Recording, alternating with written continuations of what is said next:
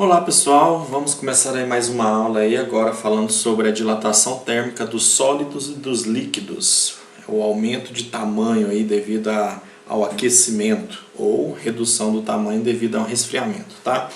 Primeiro, a dilatação térmica aí dos sólidos em geral, tá? Elas se dividem em três dimensões, né? Em três grandezas: comprimento, área e volume. Então, um sólido ele pode dilatar em comprimento, área e volume. Tá? A dilatação do comprimento a gente chama de dilatação linear. E essa dilatação de comprimento ela ocorre quando a largura ou altura de algum objeto é insignificante. Por exemplo, um fio de energia. Um fio de energia. Se você for considerar a largura do fio em relação ao comprimento, a largura é insignificante. Tá? Então aí nesses casos a gente costuma calcular a dilatação linear, dilatação de comprimento apenas desse fio, por exemplo. Tá? Então basicamente é isso. A dilatação linear ela ocorre devido a uma variação de temperatura. Essa variação de temperatura pode ser para mais ou para menos. Tá? Quando ela ocorre para mais, quando há um aumento de temperatura, a dilatação é positiva, ou seja, há um aumento de comprimento. Quando a variação de temperatura é negativa, ou seja, há uma redução de temperatura, a dilatação ela ocorre para menos também, ou seja, ocorre uma contração desse objeto, uma redução do seu comprimento. Tá? Então, basicamente, a dilatação é isso, é um aumento ou redução devido a uma diferença de temperatura. Tá? E esse aumento ou redução sempre é calculado através disso aqui, ó, comprimento inicial vezes coeficiente de dilatação linear vezes variação de temperatura. Essas três medidas é que determinam a variação de comprimento de um sólido, tá? Devido a uma diferença de temperatura. Comprimento inicial, coeficiente linear de dilatação e variação de temperatura. E o que ocorre é isso, ó, um objeto tinha um comprimento inicial, tá? L0, e aí depois de sofrer uma certa variação de temperatura, ele sofreu um aumento desse comprimento, que a gente chama de ΔL, variação de comprimento, tá? Uma variação linear, beleza? Então, variação de comprimento é isso, tá? O ΔL é somente esse pedaço a mais aqui, ou a menos, né? Dependendo se for uma dilatação ou uma contração, tá bom? E aí o comprimento final aqui a gente chamaria de L, L apenas, tá? E esse L aqui seria o L0 mais o ΔL, tá? O comprimento inicial que ele tinha mais a variação de comprimento final, beleza? Dilatação superficial, mesma coisinha da dilatação linear, a única diferença é que aqui a gente vai estar trabalhando com área. Então o objeto tinha uma área inicial, sofreu uma mudança de temperatura, tá? E aí chegou numa área final, sofreu um aumento de área, uma variação de área, tá? E essa variação de área depende desse betazinho aqui, ó, que é o coeficiente de dilatação superficial, tá? É um coeficiente de dilatação superficial. Muitas vezes esse coeficiente de dilatação superficial é trocado por 2α, duas vezes o coeficiente de dilatação linear, tá? Pode ser trocado por 2α, beleza? O que acontece é isso, tinha uma área inicial, e aí ficou com a área final bem maior, que é a área inicial mais a dilatação ocorrida, tá? Então, assim, dilatação superficial. E a dilatação volumétrica é bem parecido também, né? A fórmula é praticamente a mesma, só que aqui a gente está trabalhando com um aumento ou redução de volume. Então, você pega o volume inicial, coeficiente de dilatação volumétrica e a variação de temperatura. Esse coeficiente de dilatação volumétrica pode ser trocado por 3α, tá?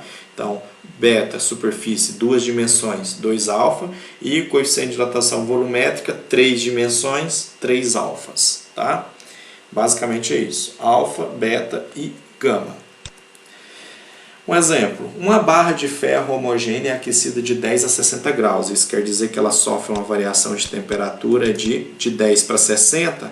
60 menos 10 é 50 graus de variação de temperatura, certo? Sabendo que a barra a 10 graus, seu comprimento inicial lá, ó, era de 5 metros,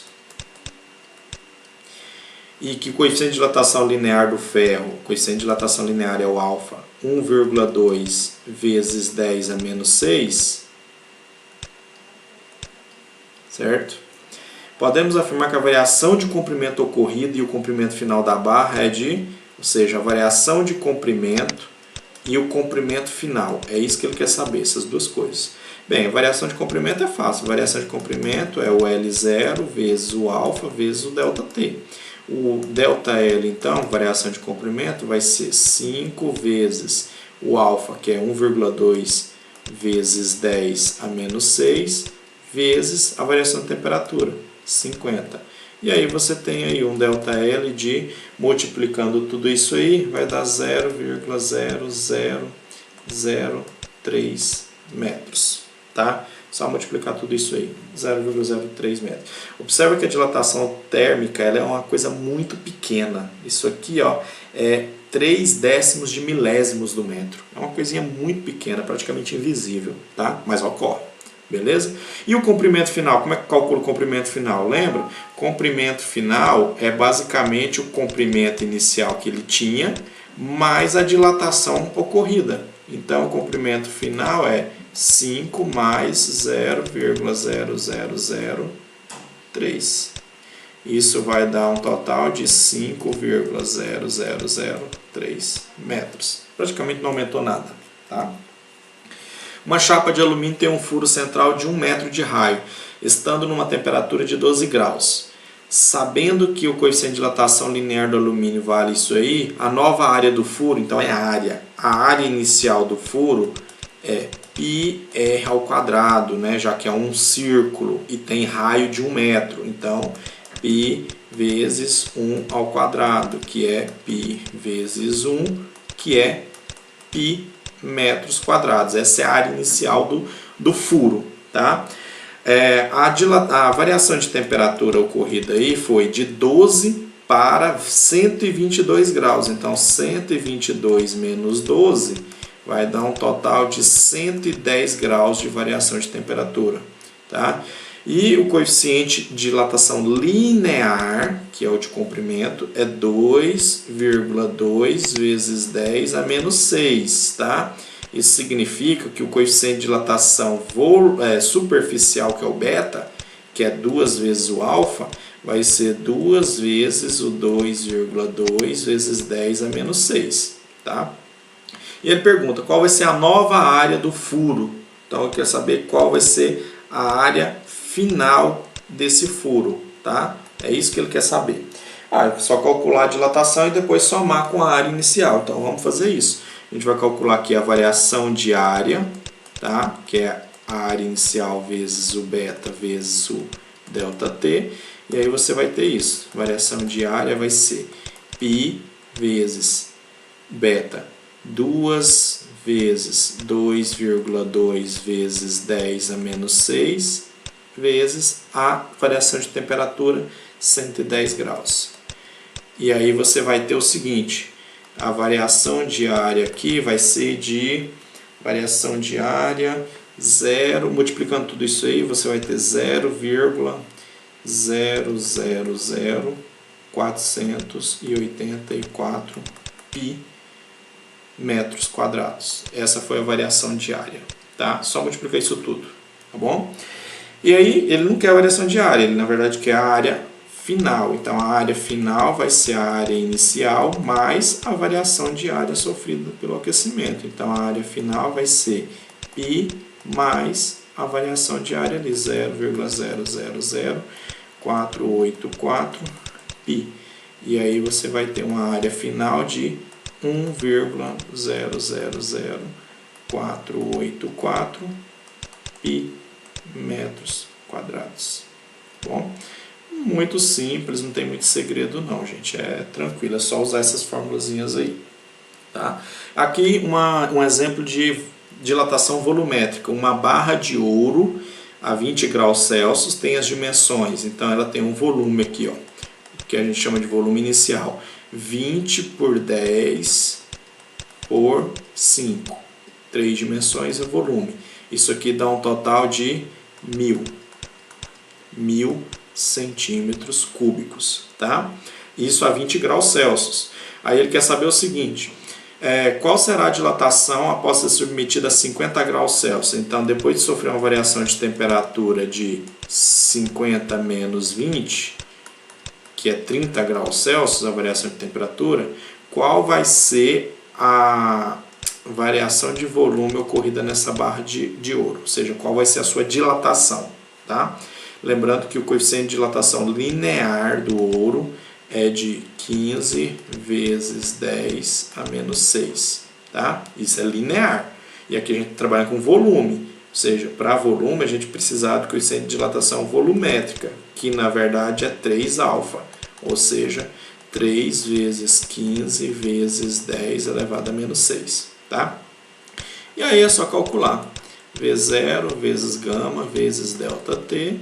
Então você tem a variação de volume é 1000 vezes 3 vezes 15 vezes 10 a menos 6 vezes a variação de temperatura 30 graus. Então ΔV vai ser igual a, multiplicando tudo isso aí, você vai ter 1,35 centímetros cúbicos. Só multiplicar tudo isso aí, tá bom? Bem simples também, não tem muito segredo não, tá? E agora a dilatação dos líquidos. O que é a dilatação dos líquidos? A variação de volume de um líquido. É a mesma, a fórmula é praticamente a mesma da variação de volume de um sólido, tá? A variação de um líquido, a variação de volume de um líquido, ela ocorre da mesma forma da variação de volume de um sólido, tá? Só que com um detalhe, tá? Observa que a fórmula é a mesma, o ΔV do líquido é volume inicial do líquido vezes o coeficiente de dilatação volumétrica do líquido vezes a variação de temperatura. É a mesma fórmula. Só porque aqui aparece algo a mais, já que geralmente o líquido ele não é aquecido sozinho. Sempre um líquido ele tem que estar armazenado em algum recipiente para ser aquecido. Então, não ocorre apenas, em alguns casos, né, não ocorre apenas a dilatação do líquido, mas a dilatação do recipiente também. E aí entra uma dilatação chamada dilatação aparente, que é uma dilatação que parece ser toda a dilatação do líquido, tá? Mas não é. A dilatação aparente geralmente é aquela dilatação de líquido que transborda devido ao aquecimento desse líquido. Mas por que ela transborda? Porque o líquido aumenta de volume. O recipiente também aumenta, mas o recipiente aumenta menos. E aí o que acontece? O líquido transborda. Aquele líquido que transborda é dilatação do líquido, mas não é toda a dilatação do líquido, tá? É simplesmente a dilatação aparente, tá? Parte da dilatação do líquido ainda está dentro do recipiente, ocupando o espaço dilatado do recipiente. Mas no geral a gente chama de dilatação aparente aquela dilatação de líquido que transborda. E essa dilatação aparente ela é dada dessa maneira, a dilatação do líquido menos a dilatação do recipiente, tá? Se eu quero calcular a dilatação aparente de um líquido, basta pegar a dilatação do líquido menos a dilatação do recipiente. Lembrando que a dilatação do líquido é feita dessa maneira. Volume inicial vezes coeficiente de dilatação volumétrica vezes variação de temperatura. A do recipiente é feita dessa mesma maneira, só porque aqui vai ser informações do recipiente, não do líquido, tá? Beleza. Um exemplo aí, um líquido é colocado em um recipiente a uma temperatura inicial de 20 graus e em seguida ele é aquecido até atingir 80 graus, ou seja, isso vai provocar uma variação de temperatura nesse líquido de 80 menos 20, 60 graus Celsius de variação de temperatura, certo? E aí o que acontece mais? Sabendo que o coeficiente de dilatação volumétrica do líquido, é 3,8 vezes 10 a menos 4 e que o volume inicial era 500 ml, calcule a dilatação sofrida pelo líquido. Despreze a dilatação do recipiente. Beleza, se ele quer que despreze a dilatação do recipiente, você não vai trabalhar com nada de dilatação aparente nem nada, tá? Somente a dilatação do líquido. E como é que calcula a dilatação desse líquido? A dilatação do líquido vai ser volume inicial, coeficiente de dilatação, variação de temperatura. Então a dilatação aí vai ser 500 vezes 3,8 vezes 10 a menos 4 vezes 60. Isso vai dar um resultado de 11,4 ml, ou seja, aumentou 11,4 ml aí devido a esse aquecimento de 60 graus. Tá? Pediu para desprezar recipiente, é só a dilatação simples volumétrica do líquido. Tá? Agora um outro caso em que a gente tem um recipiente. Ó. Em um recipiente de vidro foram colocados 800 ml de álcool, então o volume inicial é de 800 ml. Tá? E o coeficiente de dilatação volumétrica do álcool, vou colocar aqui álcool, é de 1,8 vezes 10 a menos 4. Preenchendo totalmente. Então o recipiente também tinha esse volume inicial. Tá? Em seguida, o conjunto foi aquecido e sofreu uma variação de temperatura de 70 graus. Então a variação de temperatura que ele sofreu foi de 70 graus. Calcule a dilatação aparente do álcool, ou seja, ΔV aparente. É isso que ele quer aqui, tá? A dilatação aparente do álcool. Sabendo que o coeficiente de dilatação volumétrica do vidro, é de 2,4 vezes 10 a menos 5, tá? Isso aqui é 0,4, tá? Eu errei aqui, é 2,4, beleza? Então vamos ver como é que eu vou calcular essa dilatação aparente. A dilatação aparente, lembra, é igual à dilatação do líquido mais a dilatação do recipiente. Isso é dilatação aparente. Isso quer dizer que a dilatação aparente vai ser igual à dilatação do líquido. Vai ser o volume inicial de líquido vezes o coeficiente linear do líquido vezes a variação de temperatura do líquido. Mais o volume do recipiente. Vai ser o volume inicial do recipiente vezes o coeficiente de dilatação do recipiente, tá? Vezes a variação de temperatura do recipiente. E aí você vai ter isso, ΔV aparente vai ser igual ao volume inicial 800 do líquido e do recipiente, né? Vezes coeficiente do líquido 1,8 vezes 10 a menos 4, tá?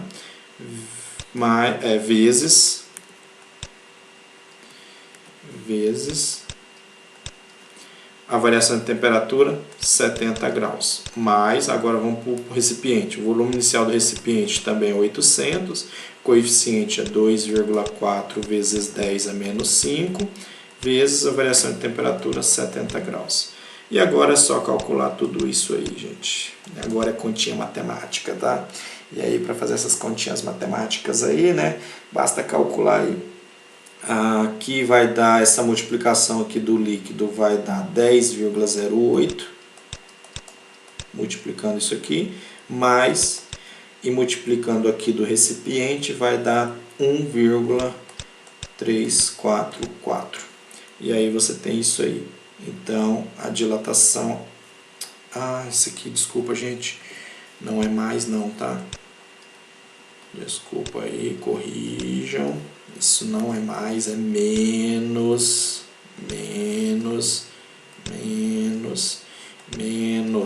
tá?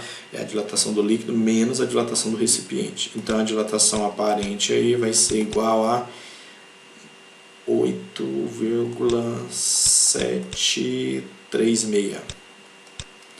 ml, tá? Essa dilatação aparente é um pouco mais complexa porque envolve duas dilatações, o líquido e o recipiente, tá? Mas as fórmulas são as mesmas, tá, gente? Então, assim, não se assustem muito, não. E para finalizar aí, né, falar sobre dilatação, uma informação aí, a dilatação irregular da água, tá, gente? Em uma temperatura entre 0 e 4 graus, aqui, ó, nesse intervalo aqui de 0 a 4 graus, a água ela tem um fenômeno diferente das outras substâncias. Tá? Com o aquecimento de 0 para 4 graus, o que acontece com o volume de água? Ele cai. O volume de água diminui. Você fala, mas com o aquecimento, aumentando a temperatura, o volume diminui? Diminui. Nesse intervalo de 0 a 4 graus, há uma dilatação irregular da água. Tá? Nesse intervalo, o aquecimento provoca uma redução de volume e o resfriamento, um aumento de volume. Tá? E isso ocorre, gente, para preservar a vida nos lagos e rios de regiões muito frias. Tá? que ocorre isso aqui, ó.